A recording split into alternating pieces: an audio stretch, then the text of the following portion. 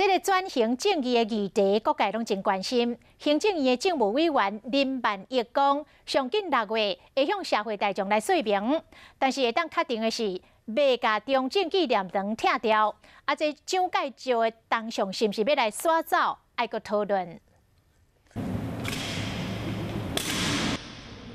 中正纪念堂为便交接各个游客，不用翕相录影。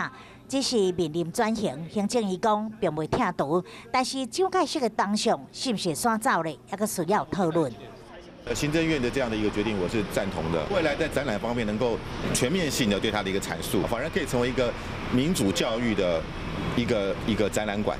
目前全国总共1083座蒋介石的铜像，对县市来看，上侪是台北市129座，第2名甲第3名分别是台中市甲高雄市。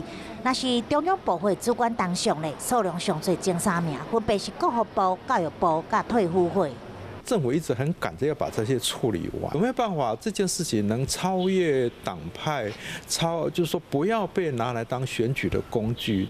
无学者认为讲，免着急要搬铜像，政府应该听取不同的意见，才会当做出未引发对立上好的决策。